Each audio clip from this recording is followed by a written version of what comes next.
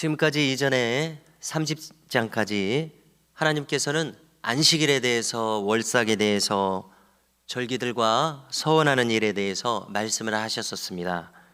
그것은 성결과 거룩을 어떻게 세울 수 있을 것이냐에 대한 말씀이셨습니다.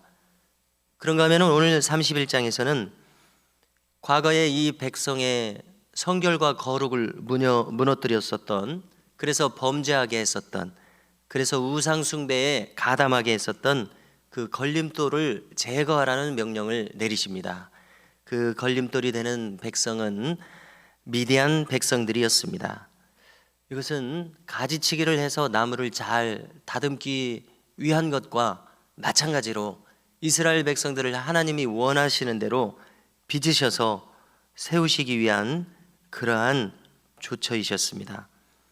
우리가 앞서 민수기 25장을 보시게 되면은 바알볼 우상 사건이 나옵니다. 이 사건에 가담하게 함으로써 이 모압에서의 음행에 빠졌던 사람들을 하나님은 심판하셨었습니다. 우상 숭배를 용납하실 수가 없으셨었습니다. 그래서 연병에 걸려서 24,000명이나 되는 사람들이 죽었었습니다. 그런데 이번에는 하나님께서 이 사건을 기억하고 계셨다가 이스라엘 자손의 원수가 된 이 사건의 당사자인 미디안에게 갚으라, 이렇게 명령을 하시는 겁니다. 그리고 이제 모세가 이 사건을 마무리하면은 조상들에게 돌아갈 것이다, 모세가 언제 죽을 것인가에 대한 그 때까지 알려주시는 것을 알 수 있습니다. 그래서 이 전쟁은 이제 가나안에 들어가게 되면은 가나안 정복 전쟁을 벌여야 되는데요, 그 전쟁의 전초전과 같은 그러한 성격의 전쟁임을 알 수 있습니다. 또 이 전쟁은 우상 숭배하는 민족들에 대한 심판의 의미를 가집니다. 우리가 가나안 정복에 대해서 한 가지 가지고 있어야 될 관점은 이것입니다. 즉 이스라엘 민족으로 하여금 가나안 땅을 점령하도록 하신 것은 한편으로는 가나안 땅의 7 족속에 대한 하나님의 심판이라는 점입니다. 이것은 그냥 일컬어지는 것이 아니라 아브라함에게 이미 말씀하셨던 것을 우리가 찾아볼 수 있습니다. 하나님은 아브라함에게 미리 예언하시기를, 창세기 15장 정도입니다. 아직 아모리 족속의 죄악이 관영치 아니하므로 그들을 심판하시는 때가 아니라고 하시면서 너희가 애굽으로 내려가서 너희의 후손들이 4대 만에 다시 가나안으로 돌아올 것이다. 그래서 죄악이 관영한 그 땅을 심판하게 될 것이다, 이렇게 말씀하신 적이 있었습니다. 자, 이것은 생각해 보건대 노아의 홍수 심판과 비슷한 것입니다. 소돔과 고모라 땅에 대한 심판과 비슷한 것입니다. 그래서 우리로서는 이것은 너무 과한 것이 아니냐, 너무 가혹한 것이 아니냐라고 생각될 정도로 철저한 진멸을 하나님께서는 명하십니다. 그래서 우리는 참으로 성경을, 구약 성경부터 읽어나가노라면 이렇게 전쟁이 많이 나오고, 그 다음에 사람들을 쳐 죽여라, 율법에서도 그런 내용들이 나오고 있습니다. 그래서 어떤 분들이 이제 초신자로서 성경을 읽은 그런 간증들 중에, 간증의 내용들 중에 하나가 성경을 무서워서 못 읽겠습니다, 구약 성경을 떠들어서 쭉 읽어나가는데 사람을 쳐 죽이라는 말이 왜 이렇게 많이 나옵니까? 이렇게 이야기하는 사람들도 있다고 합니다. 그렇습니다. 그들만 느끼는 것이 아니라 저희들도 성경을 처음 읽으면서 구약 성경에서 그런 비슷한 느낌을 아무래도 가지게 되는 것 같습니다. 예를 들어서 안식일과 또 부모 공경이 얼마나 중요하면 돌로 쳐서 죽이라고 그렇게 하지 않습니까? 부모에게 패역하게 행하는 자식, 또 안식일에 나무를 하러 간 사람. 그런데 우리가 지금 만일 그렇게 한다고 했을 때 즉시 그런 직결 심판이 가해지지는 않지 않습니까? 그러나 그 의미는 여전히 살아있다고 생각하게 됩니다. 그처럼 하나님께서 중요하게 생각하는 일들이라고 생각이 됩니다. 그래서 이 가나안 7 족속도 진멸하라, 하나도 살려두지 말아라 하시는 이유는 심판의 의미가 있습니다. 우상 숭배를 용납하실 수 없는 그런 부분이 있다고 생각합니다. 오늘 전쟁의 내용을 보면은 각 지파에서 1000명씩 모두 12,000명의 군사를 보내서 치르게 됩니다. 그래서 잠시 후에 미디안의 5 왕을 사로잡아서 죽이게 되는데요. 그래서 큰 승리가 있음을 알 수 있습니다.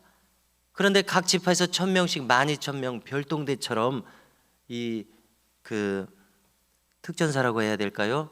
그 특별 군대처럼 소수의 군대로서 이런 큰 승리를 가져오는 것이 참 대단하게 생각될 정도입니다.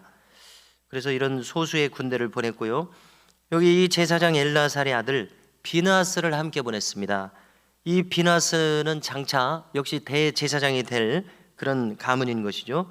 그는 성소의 기구를 하나 가지고 가고 신호 나팔을 들고서 종군을 하게 했습니다. 우리가 바알보울 사건에서 이 비느하스의 하나님께서 비느하스를 크게 칭찬하신 일이 있었습니다. 미디안 족장의 어떤 딸 고스비가 그 시몬 족속의 지휘관과 함께 장막으로 들어갔을 때 그가 창으로서 이들을 꿰뚫었습니다. 그랬더니 하나님께서는 이 비느하스의 일을 칭찬하셨었습니다. 영원한 제사장이 되게 하겠다, 이렇게 상급도 내리셨습니다. 그래서 나의 질투로 저가 질투했다고 하나님이 평가하셨는데 하나님의 마음을 잘 알고 있는 비느하스였다고 생각합니다. 이렇게 어떤 일에 충성한 사람을 하나님은 다시 사용하시는 것을 알 수 있습니다. 그를 높여서 그를 하나님의 일에 계속 사용하십니다. 자, 이렇게 종군하도록 한 목적은 무엇이겠습니까? 이 성소의 기구, 또 이 신호 나팔 가지고서 여호와께서 함께 하신다, 이것을 보장하는 전쟁이 될 것을 기도하고 구하는 의미라고 생각합니다. 자, 이 이스라엘 백성들은 이 전쟁을 통해서 미디안 5 왕과 남자들을 죽였습니다. 특별히 부올의 아들 발람을 죽였습니다. 자, 부올의 아들 발람 선지자는 어떤 역할을 했었습니까? 모압 왕 발락이 데려다가 막대한 이 물질을 주면서 이스라엘 백성들 저주해 주시오, 3번이나 그렇게 시도했어도 하나님께서 그 입술을 딱 붙드시니까 저주하고자 발설을 하는데도 축복의 말들만이 나왔습니다. 이스라엘 백성들을 축복하는 말들. 그랬던 사람입니다마는 역시 이 물질의 탐심에 유혹에 넘어간 것 같습니다.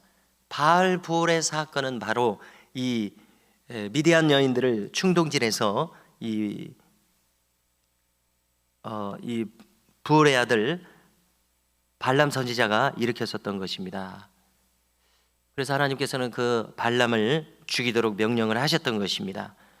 아마 모압 왕 발락과는 이스라엘 백성들을 축복한 일로 관계가 틀어졌지만은 재물에 대한 욕심으로 이 바알볼 사건을 일으켰다, 성경학자들이 이렇게 알려줍니다. 이제 승리한 후 전리품과 포로들을 데리고 군대가 귀환을 합니다. 이때 모세가 귀환하는 모습을 보고서 진노합니다. 왜냐하면 바알볼 음행 사건의 장본인들이었던 여인들을 정작 살려서 돌아왔기 때문입니다. 이번 전쟁의 목적은 그들을 진멸하는 것이었었습니다. 자, 진노한 모세는 이 문제의 해결책을 냅니다. 그것은 17절에 있습니다. 어떻게 할 것이냐? 남자들은 다 죽이라. 또 사내를 아는 여자들은 다 죽이라. 그러나 아직 사내를 알지 못하는 여자들은 살려두는 것으로 타협했습니다. 그 세세한 의미는 우리가 알기가 어려울 것 같습니다. 아무튼 이런 결론을 냈습니다. 다음으로 오늘 읽은 성경 말미에 정결례를 다룹니다. 왜냐하면 전쟁을 통해서 시신을 접하고 사륙을 했기 때문입니다.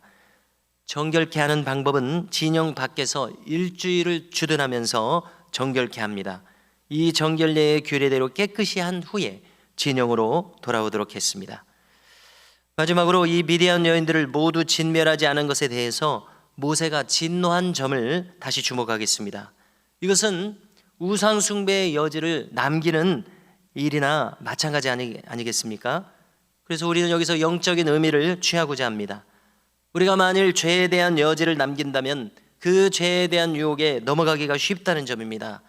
그러므로 사도 바울이 날마다 행했던 것처럼 그는 자기를 쳐서 복종한다고 했습니다. 이렇게 날마다 죽노라고 했습니다. 바울도 그렇게 해야 했다면 하물며 우리이겠느냐는 것입니다.